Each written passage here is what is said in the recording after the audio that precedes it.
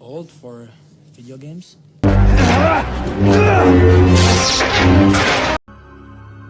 You have failed. The same way, I will destroy you. And my friend is truly dead. Now this is pod racing. Ladies and gentlemen, welcome back to the Graying Jedi. I am JediMaster, UrzaMaster, Jedi Master Psyllium Maas joins us, and Lord Uther, also a Jedi Master. Of course. And this week we're talking the finale of Ahsoka on Disney Plus, and I have not mispronounced it at the start of the show at all this season, and let me tell you, there is a lot in this last episode to unpack. Certainly, we've had our share of conjecture, we've had our share of predictions, and let's just say that Ahsoka Episode 8 has left us all with questions, thoughts, concerns, and predictions for the future. But nary shall we skip our traditions here in the Jedi Temple of the Graying Jedi. Let's go to Psyllium Maas for his background information and insight. Thank you, UrzaMaster. Thank you, Lord Uther. And thanks to all of you, Padawans, Jedi, and Sith, that like to watch us here and abroad. We are indeed exploring the season finale of Ahsoka, Episode 8, The Jedi, the Witch, and the Warlord. And if you think that is a deliberate homage to author C.S. Lewis and his Narnia saga, yes. Congratulations, you have won a holocron. Because indeed, much like Narnia being under the influence of the White Witch, the planet Perdia, where this action takes place, is under the influence of not one, not two, but three Night Sisters of Dathomir. And the parallels also don't stop there. Although the Night Sisters ultimately are not defeated in this episode, they are driven away from the land, offering an entirely new storytelling possibility, which we'll cover in this episode. The episode was directed by Rick Famuyiwa, who, like myself, graduated from the USC School of Cinema Television. He has done a series of funny, affectionate, warm, coming-of-age dramas, comedies, in his big screen career, including The Wood from 1999, where he detailed growing up in Inglewood, California, and Dope from 2015, which was also extremely amusing, had nothing to do with drugs, and I would urge any interested viewers to check out The Wood and Dope and Famuyiwa's features. They are terrific. And he did a wonderful job with them, bringing African-American themes and so forth in the wake of the Hughes brothers and Spike Lee and John Singleton and the like. But his films were very warm, family, I won't say family-friendly, because some of them got a little naughty, but they had a lot of affection in them. And I think that's his style. And I think we see that with his contributions to the Star Wars universe. He joined A Galaxy Far, Far Away with Season 1 of The Mandalorian. He is currently an executive producer of that show. In the first season, he directed 2 episodes, and he co-wrote The Prisoner, which you'll recall had sort of a horror vibe to it as they were trying to free a Twi'lek, Din Djarin, and a mismatched band of criminals, including Bill Burr. More on him in a second. He also directed The Child, the second episode of the show after the pilot, where we got to spend time with Grogu. Still didn't know much about him. And some really aggressive Jawas that tried to strip mine Din Djarin's ship, the Razor's Edge. So those were both Rick. In Season 2, he wrote and directed the penultimate episode before Luke Skywalker appeared to save the day. And in that episode, we rejoined Bill Burr. So he's responsible for Bill Burr, comedian, as the interstellar rogue who assists Din Djarin on his missions. And then in season 3, he directed 3 episodes. The season premiere, The Apostate. He directed The Spies and The Return, which was the basic 2-part season finale of season 3, in which they returned to Mandalore, battled Moff Gideon, and restored Bo-Katan to the throne. So he's a writer, he's a director, and when you see his name on the credits, you know that you're going to be in for a good show. The writer of this episode, like the 7 that came before us, is Dave Filoni. And at long last, we see what his complete story arc for season 1 was and what he tried to do. And I will give credit to an online site that I happened to be flipping through earlier today. It was a great metaphor / analogy, and I'm going to use it.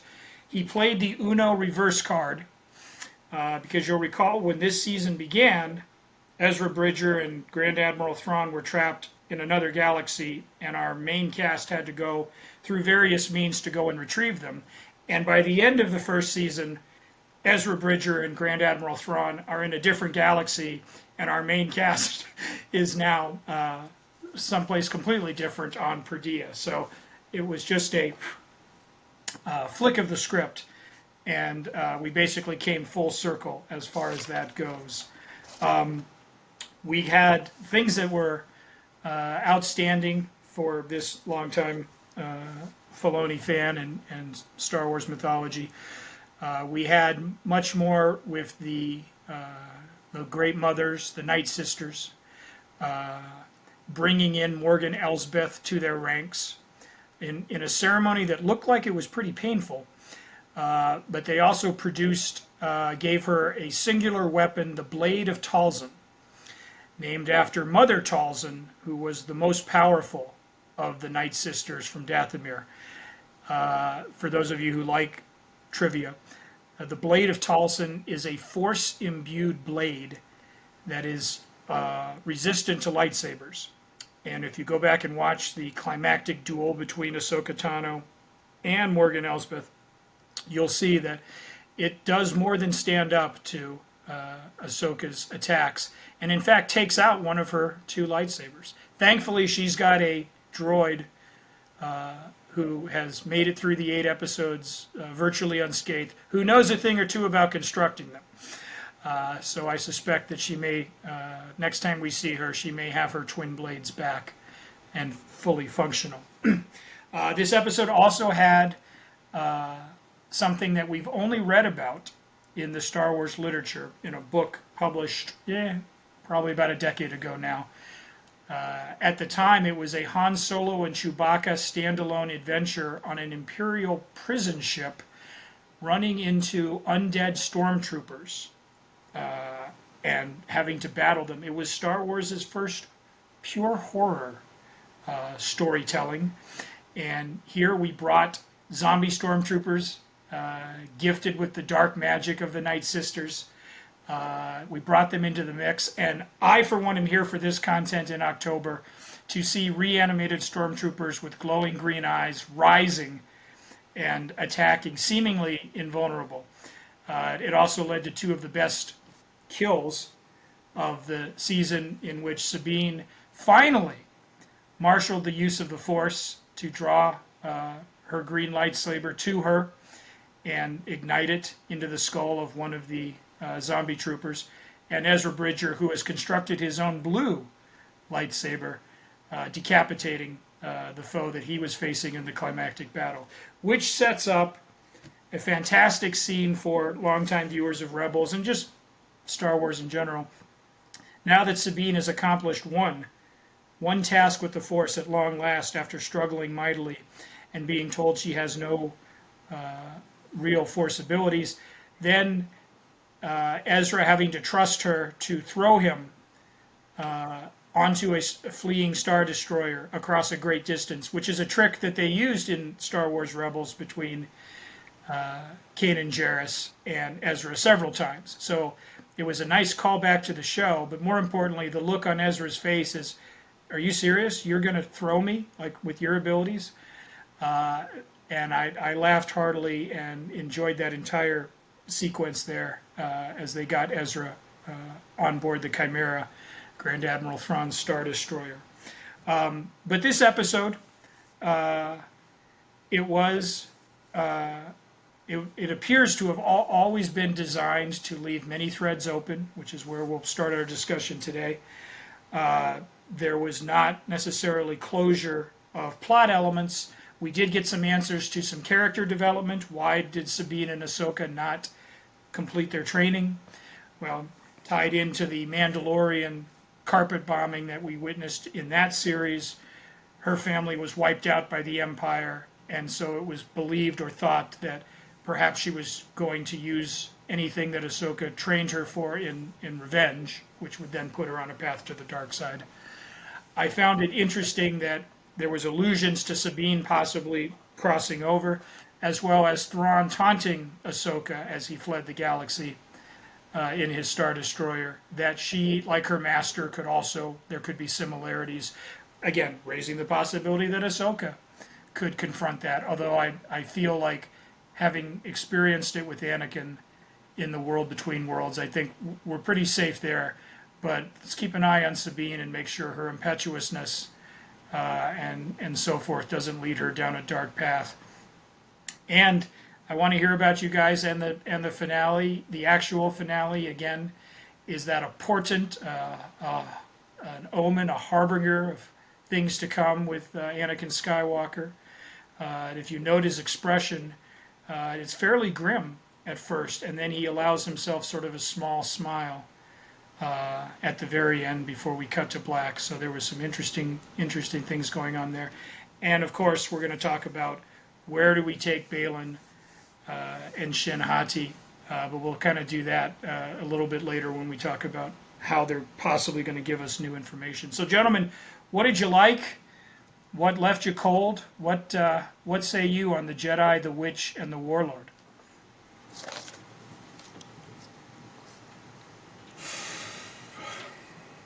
Where do I begin? First off, I am not a C.S. Lewis fan. Obviously, Tolkien is far superior a writer, and I happen to like the Lord of the Rings-esque giant statue that Baylan Skoll is standing on at the end of the episode, which I believe is an homage, if I know my Star Wars lore, is an homage to the Father. And that, of course, is fairly telling. Doesn't give away a whole lot, which left me feeling kind of incomplete. And I have to admit, I was mostly sad when I got to the end of this, because obviously losing Rey after the series was completed, and now knowing that his character essentially has no completion, it leaves me very much wanting. They have to recast the role if they're going to either do a season 2, or we're going to end up with a huge plot hole that they'll have to somehow backfill and explain away, which, could it be done?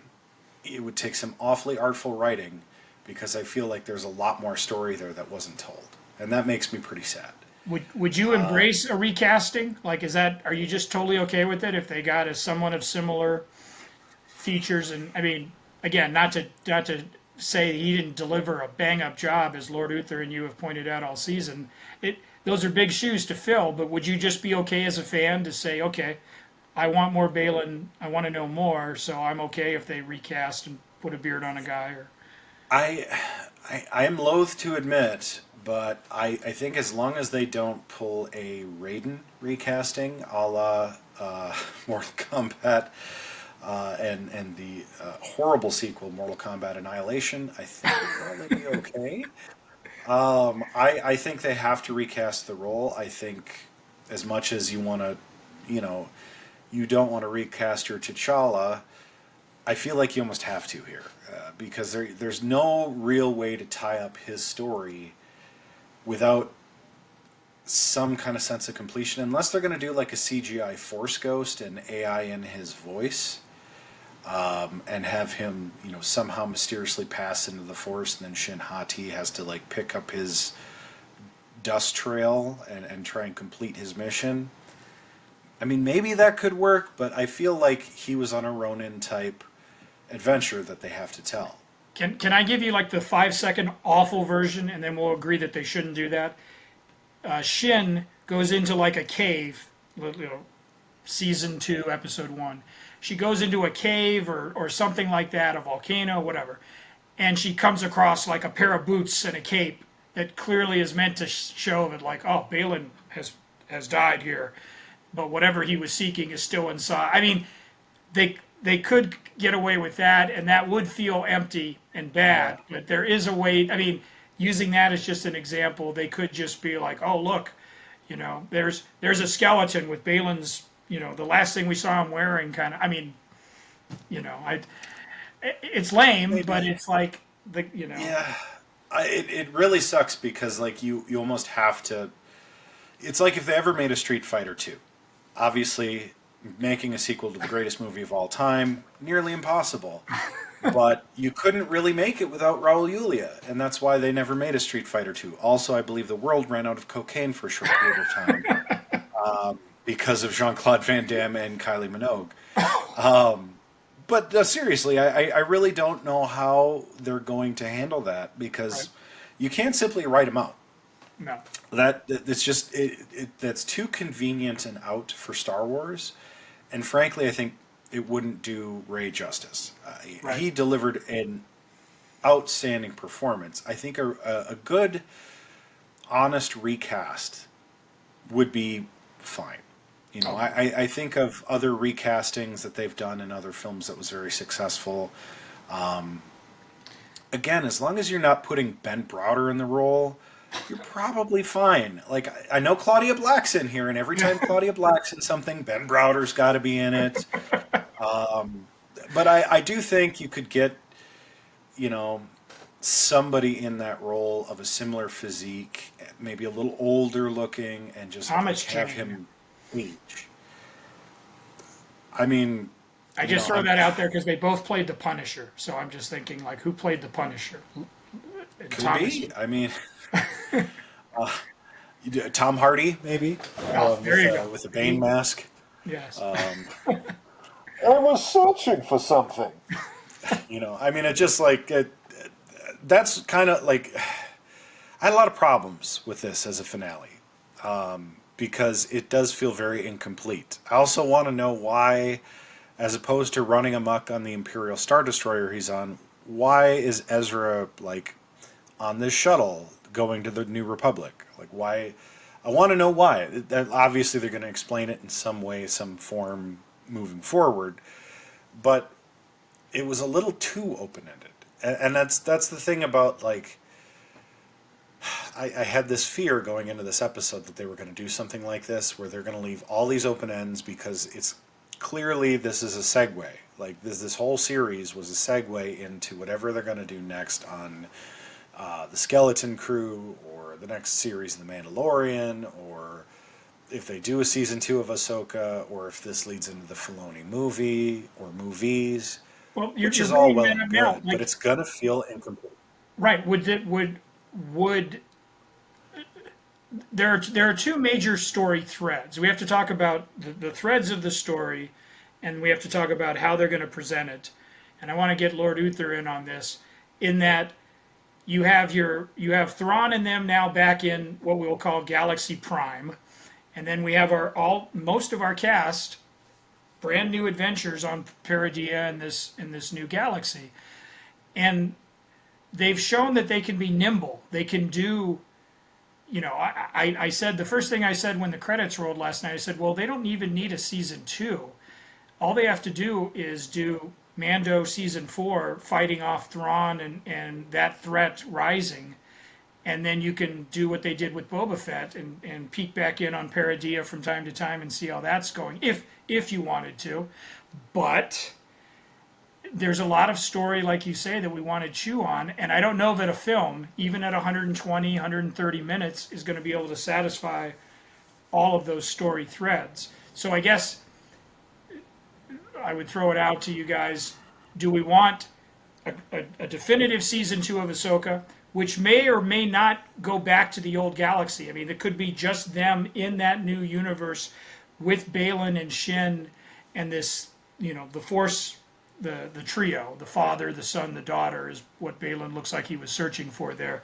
Like, would you be okay with that? And no Thrawn, no Hera, no Chopper, no Ezra, but those characters can make appearances in The Mandalorian because that's the part of the universe that they're in. And there's a Rebels character that we never did see in Ahsoka here, and that's Zeb. He's a Lasat. He's purple. He's a sort of a stand-in. He was originally designed. That's what the original conception Ralph McQuarrie did of Wookiees, and George Lucas went with the more softer brown fur and all of that. But Zeb, we've seen in The Mandalorian already. He did a cameo in season 3 completely.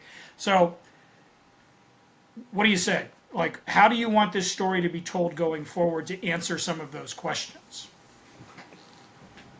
Or do you just want to wait for the movie? I think they're going to do Heir to the Empire. I think they're going to do a trilogy, and they're just swapping out our favorites with this group. I really think that's what's going to kind of wind up happening. I think you recast Liev Schreiber. Did I say the name right? Yes. As Balin. Oh my God, that's a great idea. You bring him in, and I think the other angle they were kind of going. Oh, I'm good. And so is the Graying Jedi podcast, and I highly, highly recommend that you click that subscribe button down below and leave your comments about where you think it's going. But anyway, I felt like they were. Yes, they left it way too open-ended. Sometimes you can paint with too broad of a brushstroke, and these kind of things happen. I think it was rushed. I do think it's pointing him in the direction of a movie, which we've done for a while. I was thinking about this a lot today as I was driving to my son's game, that I do think, Urza, you're right. They're going to have an Avengers Assemble moment at some point in the movie where even Balin and Shin, they're all going to get together somehow because the enemy of the enemy is my friend. Thank you, Godfather. And that's what's going to wind up happening. Whether Thrawn goes down or not, I don't know. I got to think about that one a little bit more. I don't know how long I want him to last. But I feel like with the Jedi stuff, first of all, I think there's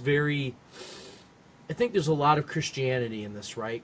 The Father, the Son, all that kind of stuff. To me, it's a triangle, and I think we're seeing a little bit of a triangle right now with the Jedi. I think we've got the Gray Jedi, us, and them. I think you've got the Sith that still are going to be kind of a part of it, and I think you still have the good old Jedi. Now, where these witches fit in, I'm still trying to figure that out.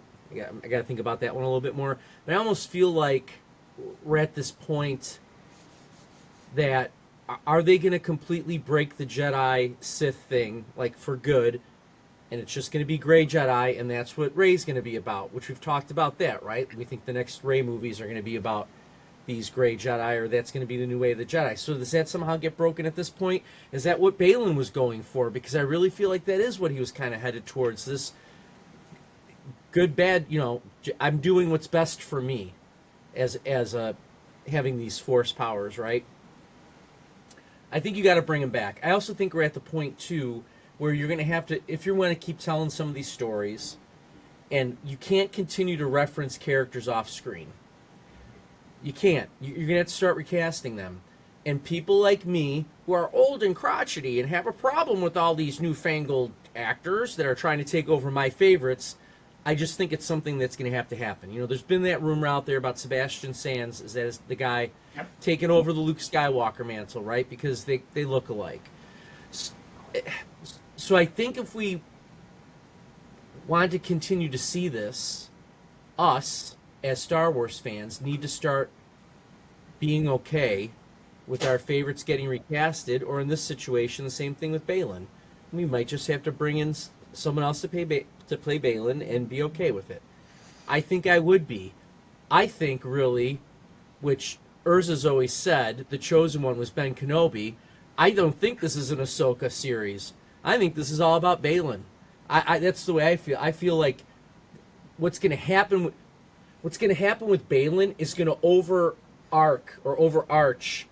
what's going on with Ahsoka. Like, I think what's happening with him is bigger than the story of Ahsoka. again, don't get me wrong. I know she transferred into I know there's a lot of Lord of the Ring parallels with, Gray Gandalf and now Gray Ahsoka or whatever. I still feel like they were going to take Balin somewhere that we haven't seen. And that was the one thing that had me so jazzed about this. Like, I really feel like, and we talked about, we're going to see something we haven't seen before. We're going to break the cycle. And that's why I think you've got to bring him back. If you really want to break the cycle, then you got to recast him. Because we already have Shin playing the Sith, right?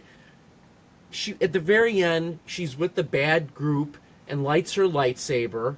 Who knows? Maybe she's going to tear him up. Maybe she's going to join him. Who knows? Right? And I really think Balin was going somewhere. And I think it's important that we continue to keep him on board. Let me blow your mind real quick, Lord Uther. I've heard reports that Shin Hati is really Mara Jade.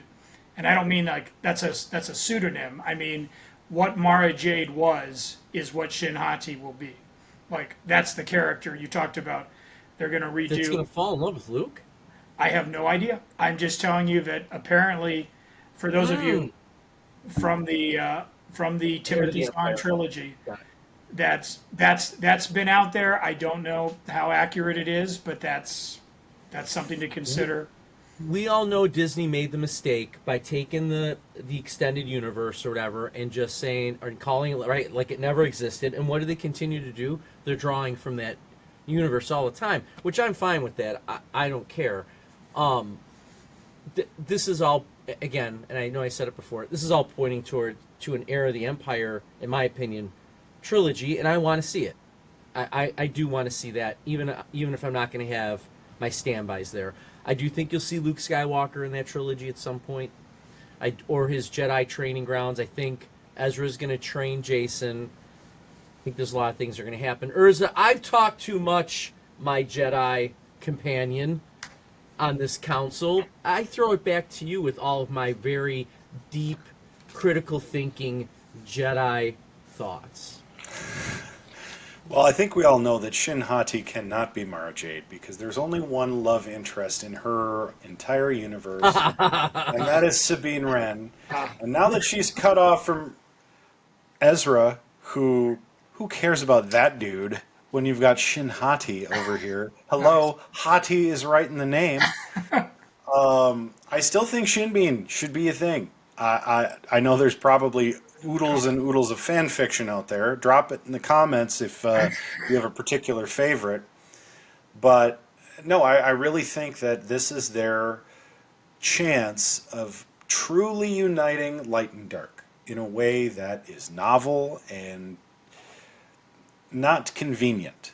They have an obvious adversarial yet sort of odd respect level for each other that could easily be developed into a romance.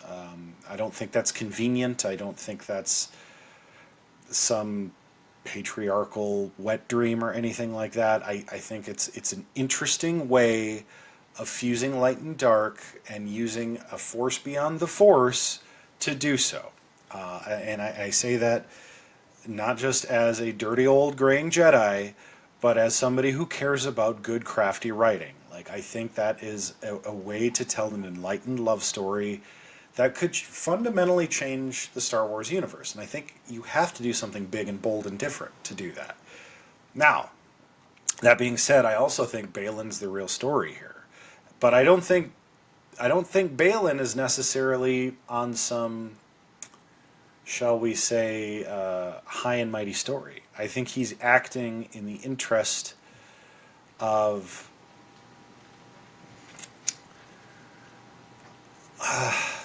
shall we say, a different master. And I mean this in a couple of ways. Because as Anakin has appeared to Ahsoka, so could Darth Vader appear to Balin Skull. And perhaps, in the same vein that Ahsoka is trying to right the wrongs of her past, maybe Balin Skull, being a wannabe Inquisitor who saw the Jedi Temple burn, who wants to punish those responsible, the Skywalkers, I think he might be hunting the Skywalkers. Ooh. And I think one way he's doing that is seeking out the source of power that could elevate him to the level of a Luke Skywalker, who is, of course, in this universe. I do think Sebastian Stan will be Luke Skywalker in the upcoming trilogy, and I do think Heir of the Empire makes sense. I also think that it is strongly possible that Thrawn and the Night Sisters were running from a greater threat that exists in this universe. That is, shall we say, historically relevant to the struggle of the Jedi, the struggle of the Sith, and why this planet is so barren and empty despite having this incredible magic power. Because as we've seen in many a trope, many an engaging sci-fi and or futuristic film, what trumps the mysticism? Cold hard science. What cold hard science always seems to be loosely affiliated with Star Wars? Robots. Droids. They aren't affected by the Force. Hello? No, I hear you.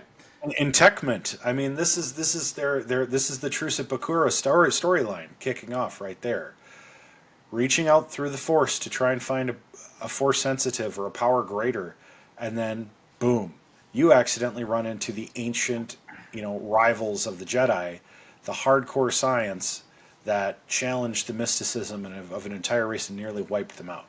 So I do think this is a glorious opportunity to invite that. Now, I will say that Stargate already did something like this, and they did it so incredibly well it'd be hard to top. But we don't have the convenience of the multiple alien races that Stargate had to defeat their robot adversaries. Maybe we should do a Stargate podcast to talk more about that. But again, sci-fi being sci-fi, we still have a lot of sci-fi heavy hitters that have not cameoed on these Star Wars features. We have Bill Burr, famously, who hates Star Wars. So let's get, some sci-fi heavy hitters. I want to see an Amanda Tapping. I want to see a Richard Dean Anderson. I want to see everyone from Stargate cameo on this show. I want to see everybody from Sliders cameo on everything, because that show was phenomenal. And I don't think you get this Disney universe of Star Wars without shows like that, without outside sci-fi that doesn't do what either Trek or Wars has done. That all being said, there were some things I found very successful, and I want to bounce this off of you guys in this episode. I thought finally they've elevated the cutesy aliens to something somewhat useful. More so than like a cute, cuddly Ewok throwing rocks at the Empire. You've got these little crab people, talk like crab, taste like people, repairing the ship. Obviously, they're somewhat skilled technicians. Like, this seems like a natural fit for a race like theirs that has to be crafty, and I thought that was clever characterization. That was, for me, very, very successful. I also thought the sort of, shall we say, depth of characterization we got from the droid with the Chinese name. I can't remember. Huyang. I love him. I loved that. I love that there was something about Huyang that Ezra didn't know. That there's a lot more to this droid that, meets the eye. And it's something that I think speaks to the legacy of the Jedi. And also, again, nothing is wasted in a show where you only have so many minutes to accomplish your tasks to set up the future. I don't think it's any coincidence that in every Star Wars iteration of anything, the droid is way more important than meets the eye.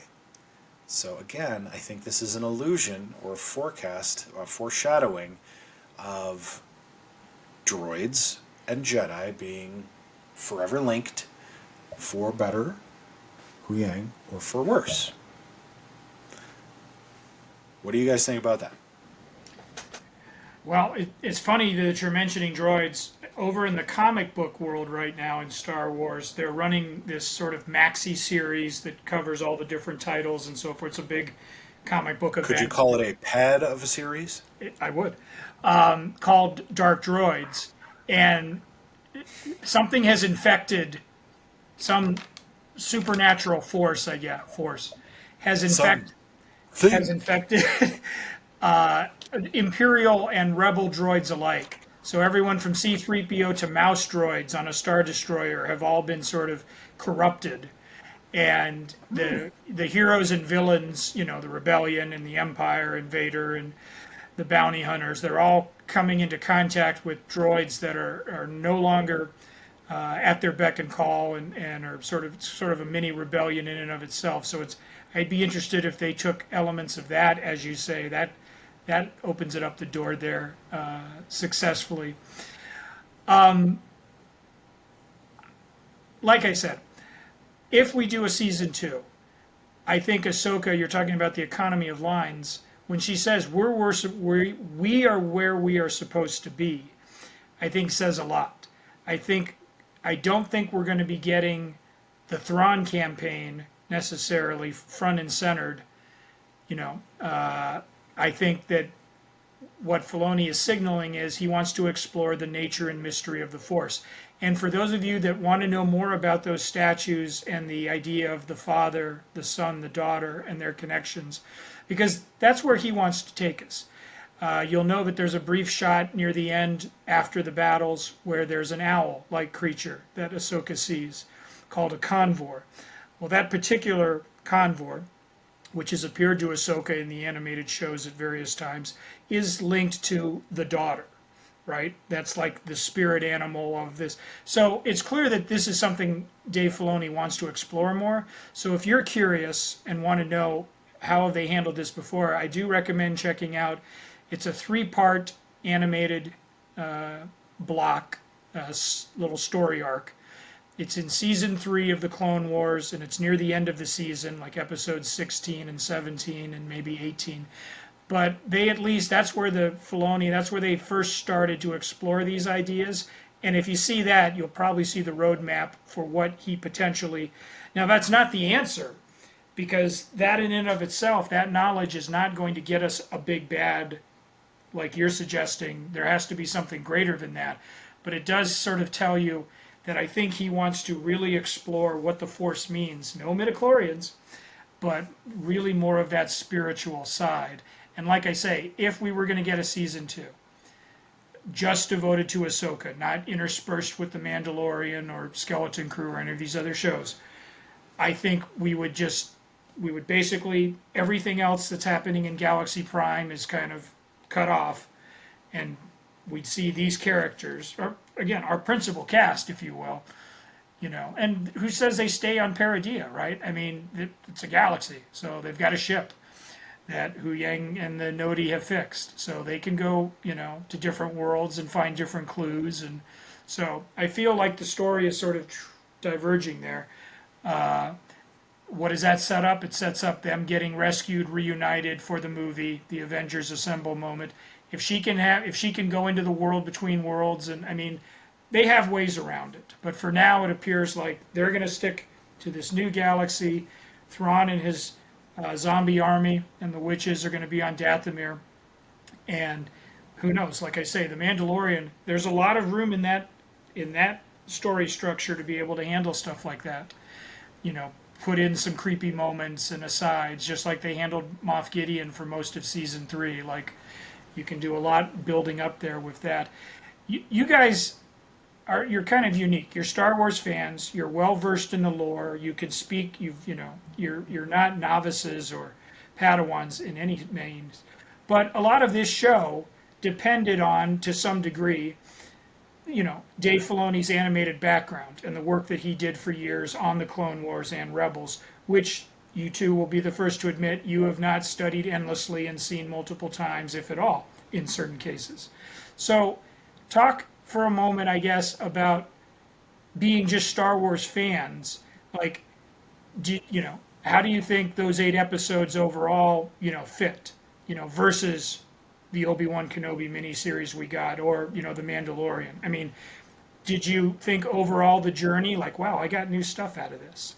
Did you think, wow, I mean, like, how did it preach to I'm freaking out to see Ezra Bridger, but how do you sit on your couch and say, do I like this? Well, I think if anything, for me, it brought the mysticism back. Like, we're finally getting that mystic side without the midichlorians involved and all that other stuff. And they probably could have gone there if they really wanted to, and they didn't. And I think that one of the biggest indicators of that are those three, to me, those three witches, right? Those three sisters. Which, by the way, I need a little clarification.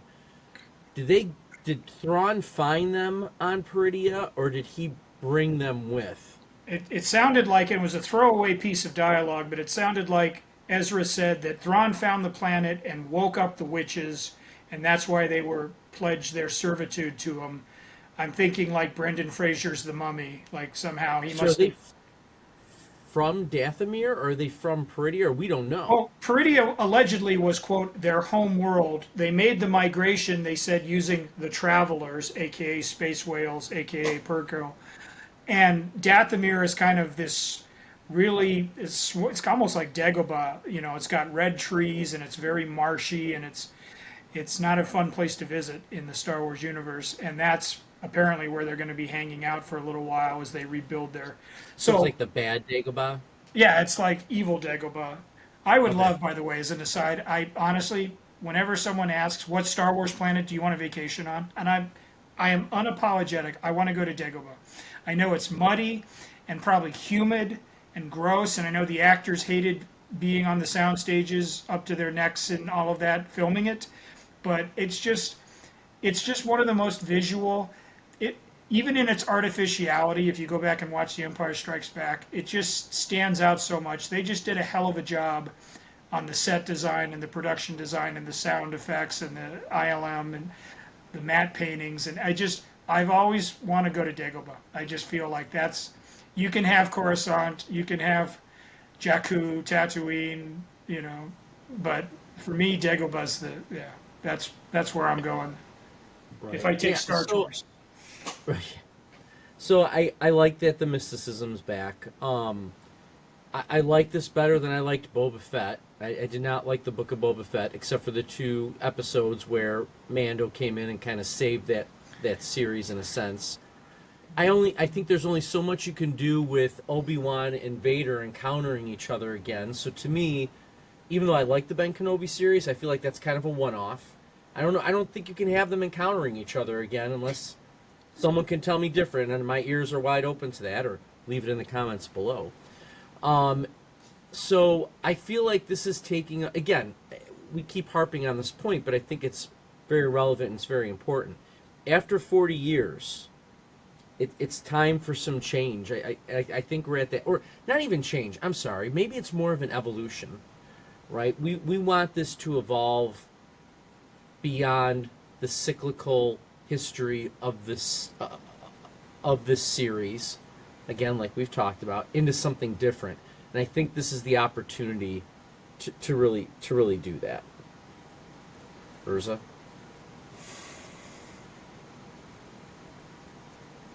Yes. Yeah, I mean, I think you have to try something new. I do think they could do more Kenobi. I think there's just an opportunity there with the World Between Worlds to take a little time with Ben Kenobi that we may not have otherwise gotten. I think that's but where do you think could. that involves Vader, though, again? Oh, no. No, I Okay, think that alright. involves Luke. I think if you recast Luke as Sebastian Stan and have Ewan McGregor play a Force Ghost Ben Kenobi, which I think he could do. I mean, at this point, there's no reason why he couldn't do it. I think you could maybe put the two together in some way, shape, or form that plays well to a certain story fill, if you will. I also think that the Luke thing is a little played out, but I don't think that you can walk away from Ben Kenobi entirely, because I still think he's the chosen one. I don't think Rey is. I don't think Rey is the future of Star Wars. I really don't. Nothing against Rey. I actually like Rey overall. I think they did some kind of goofy things with her stories, but I think Daisy Ridley is a really great choice for the franchise to move forward with. But I think that there is a Kenobi out there. And I think the allusion to the brother Kenobi and potentially a family tree that may go from there is an opportunity you have to maybe lean into a Force sensitive that brings something new to the franchise. Again, without needing to play the cycle over.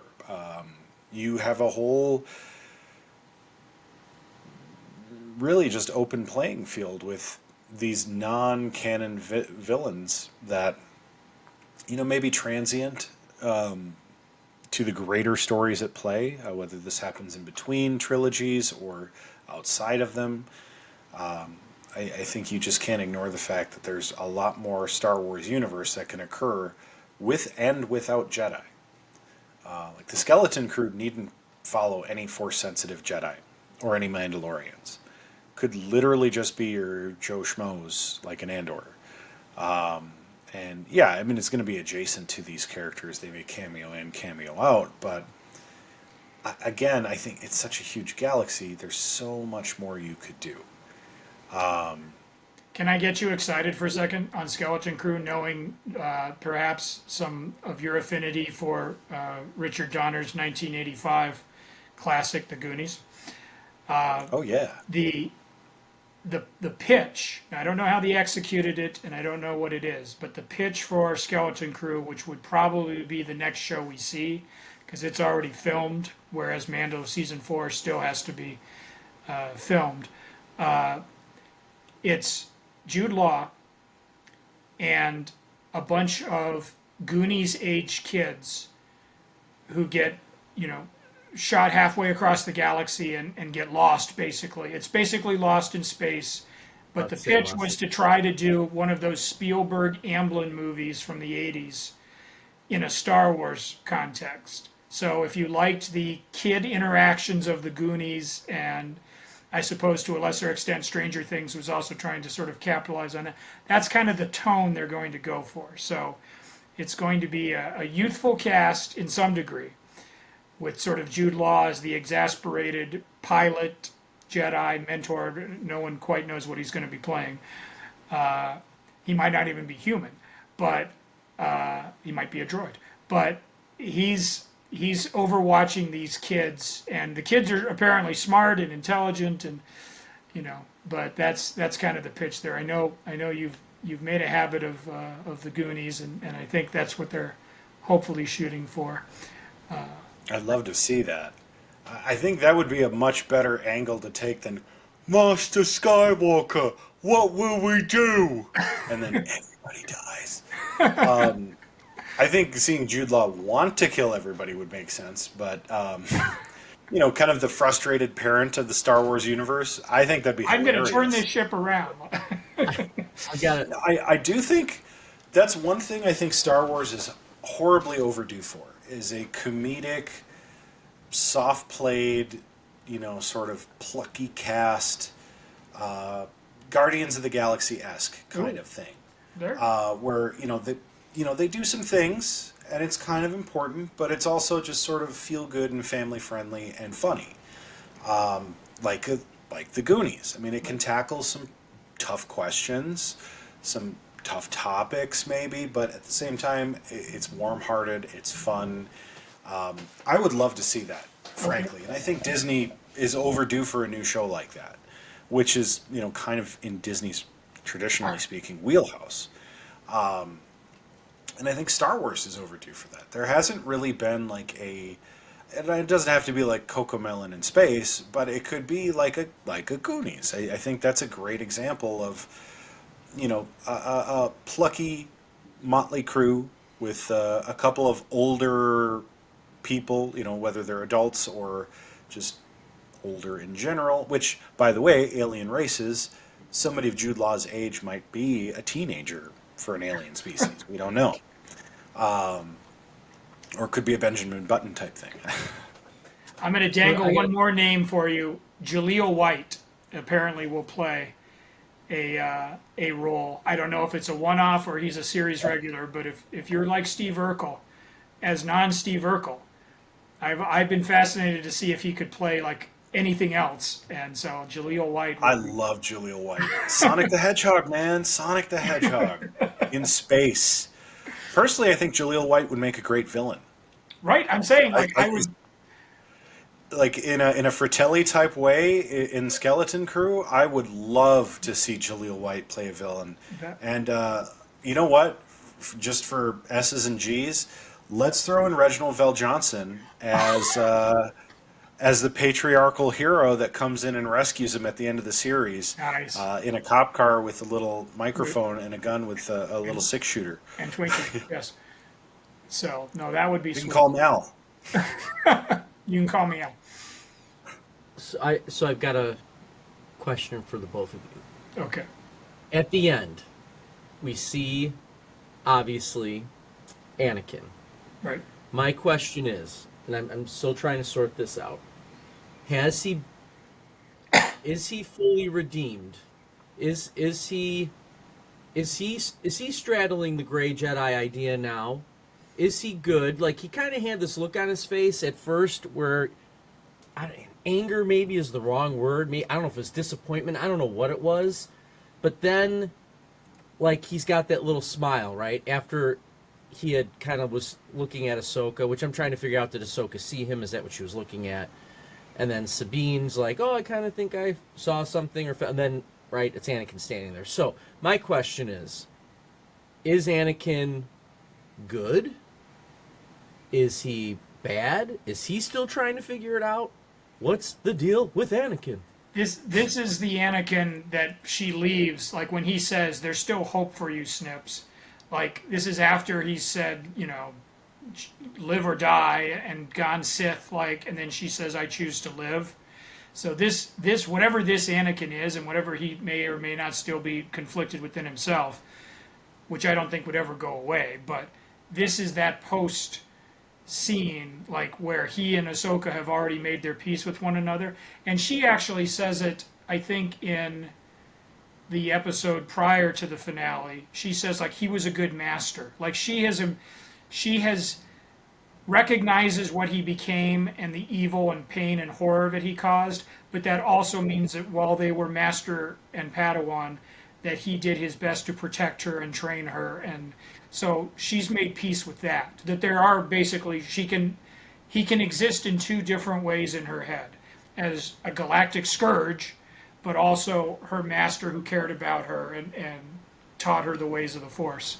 So I feel like this Anakin, who again, can they do more with Hayden Christensen? God, I would hope so, because I thought I think that's what they're really leaning into, right? Right. Which they should. I just thought, whether it's a little blip when he's doing a Clone Wars training session with her as a hologram, or everything we saw in the World Between Worlds, like, I just feel like he's so comfortable in his skin and in the character's skin right now, much like Ewan McGregor and Obi-Wan Kenobi. It's almost second nature. And if you've got a resource like that, you know, utilize it before he turns, you know, like James Vanderbeek and you know, the kid who was on Saved by the Bell, Mark Paul Gosselaar, and you're like, nope, I'm not buying it anymore. Like, he can still play youthful with those smooth baby cheeks, and so get him into those stories somehow, some way for me. Yeah. I mean, I hate to say it, but I'd love to see more Anakin. Oh, I would too. But is he I- redeemed, Urza, or is he? I don't think he's redeemed. I think, and this is where the Leia stories really told it well in the books, was like, he had to redeem himself in Leia's eyes before he was truly redeemed. Well, obviously, having lost Carrie Fisher, we can't really do that. So where's your avenue to redeem him? With Ahsoka. But not just with Ahsoka. I think this is where Luke, you know, if you recast Luke with Sebastian Stan, you have an opportunity there. Could you maybe recast Leia as well? I mean, that's not out of the realm of possibility at this point. Anne Hathaway, maybe? Meryl Streep. No, just kidding. Meryl Streep, maybe she could play a future Mon Mothma. There you go. But I don't know that she'd fit a Leia role. But I like the idea because I love Meryl Streep to death. Yes. She's good in anything. But Yes. frankly, yes. But I just think there's just so much to explore here that's like, why limit yourself to just the Skywalkers? And I think there's enough uniqueness in this Ahsoka cast that, like, you could tell just a parody a story, where, you know, it's Sabine and Ahsoka, you know, and they're butting heads with Shin Hati, and Shin Hati may be just tracking down Balin's skull, and it may be that Balin has disappeared and had left a trail of breadcrumbs that now Shin Hati is following. Meanwhile, at the Hall of Super Best Friends, you know, Sabine Wren and Huyang and Ahsoka are trying to find a way back, or trying to contact the Purgles. So they start exploring this galaxy. Like, is there anybody else in this galaxy that could help us? It's a big galaxy. Like, there's got to be more, or are there more Force users in that galaxy? You know, they were purged by Order 66, but not in this galaxy. Maybe there's more of these Scarlet Witches out there that they have to fight, or maybe they're all extinct because the Jedi are balanced in this universe, and them being gray Jedi, Oh my God. now they're at some kind of an impasse with the existing good Jedi of this universe. So You just sparked an idea, and I don't know if it qualifies enough to flip it or not, but what if in this galaxy, talking about like the mirror universe of Star Trek, what if in this galaxy it's the Jedi who are like Sith-like? Like, what if you've just flipped it and suddenly they all were have little responsible goatees.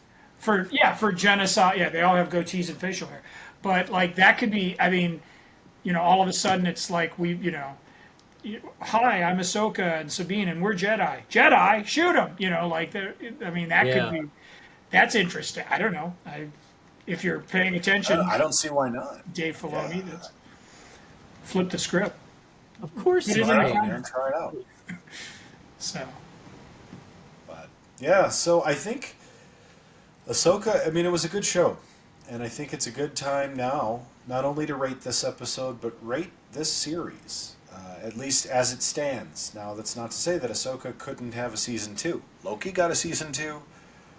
Ahsoka may get a shot as well. I'm still pulling for Ben Kenobi season 2. I think they set that up nicely.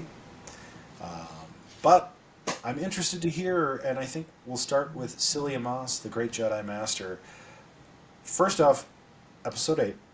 Second, the series as a whole. And third, that's it. There's just 2. well, I managed to dig out my Sith holocron from storage, and it is the appropriate shade. And so for both the episode and for the series, we will go with pyramid green for there, which long-suffering and long enjoying fans of the Graying Jedi probably saw that one coming from a parsec away.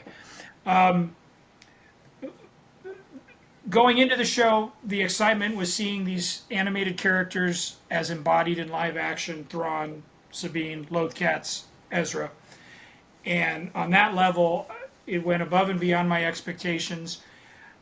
I was probably imagining it, and I mentioned this in an earlier episode of The Graying Jedi, I'm sure, but the Sabines and Ezras of the world, when they spoke, and Ahsoka with Rosario Dawson, their speech patterns and cadence were, you know, in certain scenes and certain moments were just spot on with how a different set of voice actors had brought these characters to life so very well in a different, you know, form.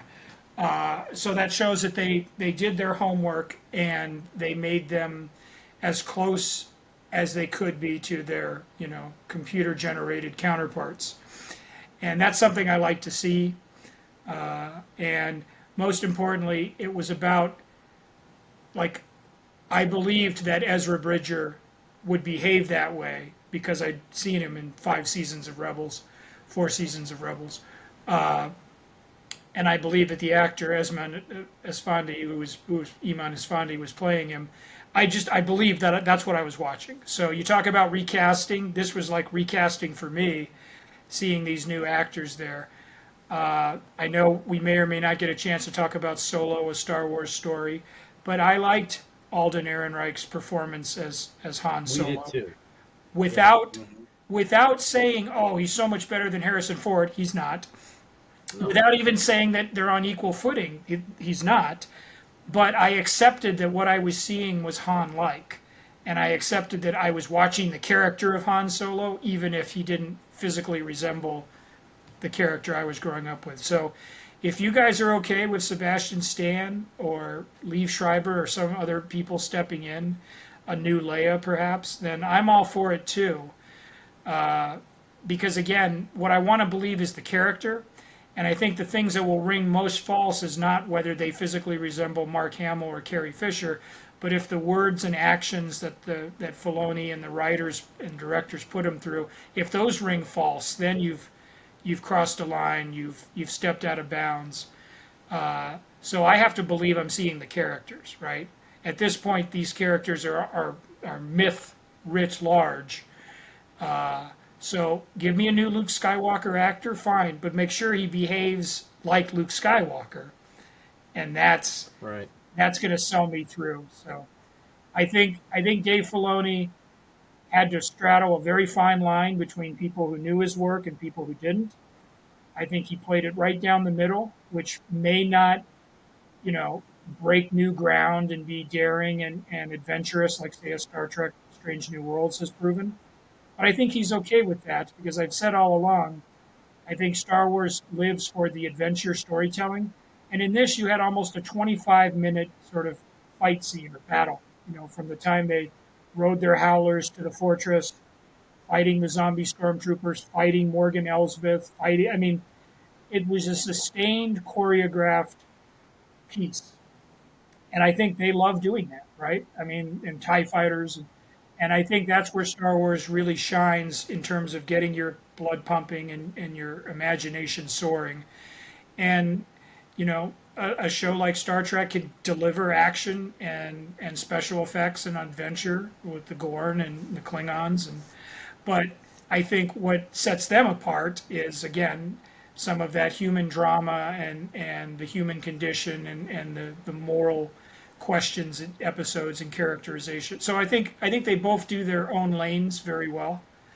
And I think this show proved what Star Wars does well, which was give me an 8-chapter, adventure with hopefully things I haven't seen before or things that I've wanted to see for a long time. So Yeah, I'll go double greens as well. And to your point there, Psyllium Maas, the reason why we like Strange New Worlds so much, which if you go over to the Warp Core podcast and listen to all those episodes, you'll hear some excellent analysis and great recaps of all those shows as well. You'll fall in love with it immediately because you've fallen in love with us. But click subscribe, click like, share it with your friends, share it on Facebook, share it on X or whatever that's called, Insta, TikTok. Just share us everywhere. Write handwritten letters to your family members, put our website out there, whatever you got to do. Website coming soon, rebranded website. Anyway, to your point, we've bought into Uhura, we bought into Kirk, we've bought into all those characters, the new Scotty, because we can see the character. It's really not about the actor; it's about the character, and I think we're kind of seeing that here too, and I think that's something that we're looking for in the future. I give them greens. I give 2 greens, even though I feel like the Balin and Shin stuff was just kind of thrown at the end because I feel they kind of probably had to address it in terms of what they were doing. That was just way too open-ended. We know that this is taking Star Wars in another direction. We know that's something that we want to see. And we're excited about it, right? And so I think that's why double greens for the episode and the series are I think it's green worthy.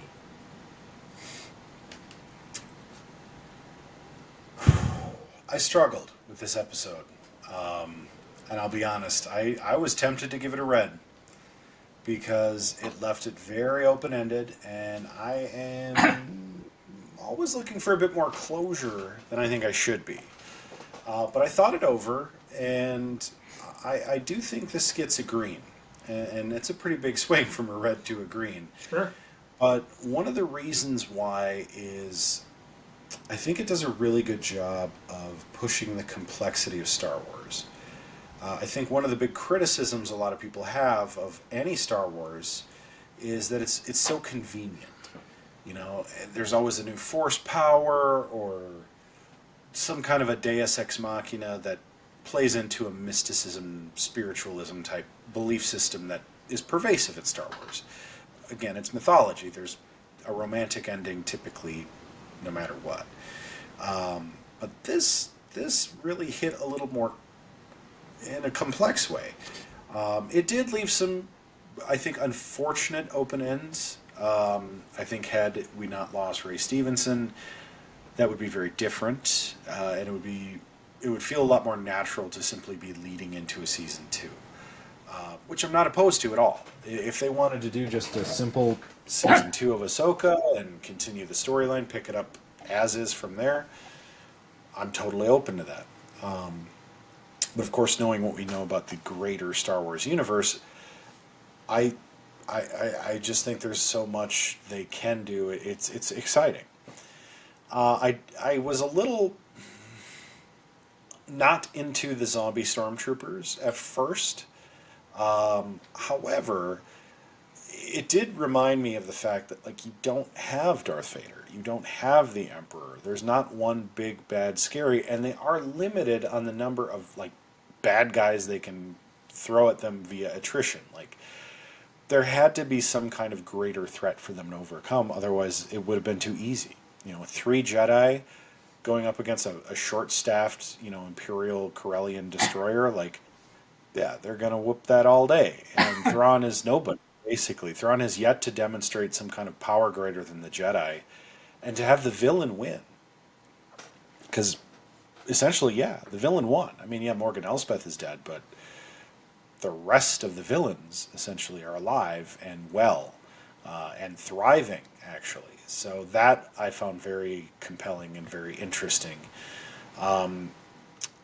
I also really like the idea that they're not throwing away this new galaxy.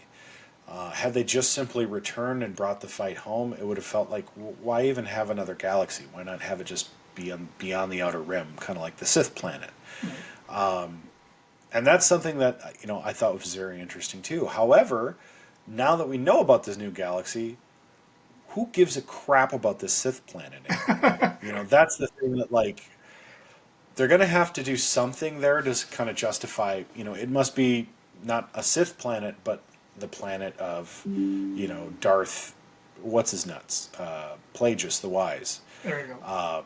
You know, that is now going to make a little bit more sense because obviously Palpatine is not the be-all, end-all of Sith. Palpatine may be all of the Sith in that universe, perhaps, but there are so many more evil Force users that they could introduce from this other universe. And I think there's no reason to believe that all the Force users simply left this galaxy to go to the other one. That wouldn't make sense either. So now that I've kind of considered the open ends as, like, more intriguing possibilities rather than trying to wrap up one succinct Ahsoka storyline, I gotta say it's pretty successful overall. I have my problems with it, but it doesn't detract from the green rating. I think it does virtually everything it set out to accomplish. The only thing I don't like is they didn't do a lot with Shin Hati, and they didn't do a lot with Baylan Skoll, but obviously if the plan was to do more with those in a future series or movie, it makes total sense. So I can kind of write that off at this point. That being said, I'm very cautious about what they're going to do in the future there. As a series, I think it's a green for me. It's not as strong maybe as a green as it could have been because it does still feel a bit like a vehicle. Maybe a Kelly green? Kelly green Yep, would be all right. Maybe not quite a Hunter green, but a Kelly green. I like it. I won't go so far as to say I love it. I really loved The Mandalorian. That was a really great this first season especially was truly phenomenal, and it felt very succinct. Like they could have ended it there, and I would have been satisfied. Although I love what they've done with it since as well. That being said, though, too, it's just like, well, there's the whole Book of Boba Fett thing, which was not as successful and was really like the Mandalorian Light. Is that going to be the fate of, the Skeleton Crew or the next season of Mando, where it's going to be, 2 episodes of Mandalorian and then 6 episodes of Ahsoka? Which, I mean, if that's the route they're going to go, I'm not necessarily opposed. It's just I think it needs to be a little more explicit that, like, yeah, you're going to get a lot of Ahsoka and what's going on in the other galaxy, but you're also getting Thrawn and the Mandalorian and sort of the ragtag Wild West that the Mandalorian has given you. Not to mention, the shades of the Empire, the rise of the First Order. I think there's just a lot of really good stuff they could do there. But it kind of does beg the question, like, is Ahsoka dead in the Rey trilogy? Like, are all of these characters dead by then? What happened to Hera? Are we going to get a Hera series? Because she could just, like, make commercials selling Star Wars-esque products, like Star Wars Nair. Yes. Yeah, or something. Yeah. I think there's a lot to explore there. I do think a Jedi Academy series makes sense, and that's where Sebastian Stan could come in. But then it kind of begs the question, too, of did Kylo Ren just murder all the other Jedi students, or did they all scatter and kind of dissipate into the wind? And why did Luke not do anything more with them?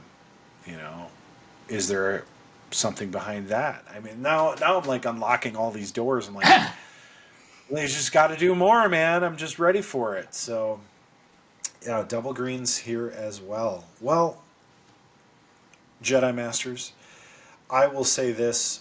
We are only 7 episodes into the Graying Jedi podcast. And if those out there have only subscribed to Pending Rebrand for this podcast, which is okay, know this, we are not done.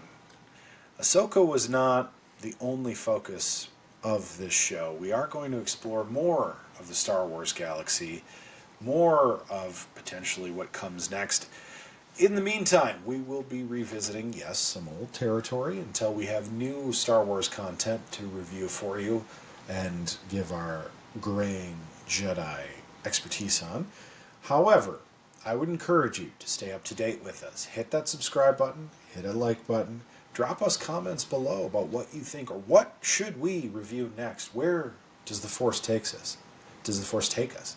We are bound by it. We are penetrated by it. It unites us and it flows within us and between us. That doesn't necessarily mean we're all flowing in one clear, succinct direction. We can change our minds at any time. Join us next week as we explore more of the galaxy far, far away.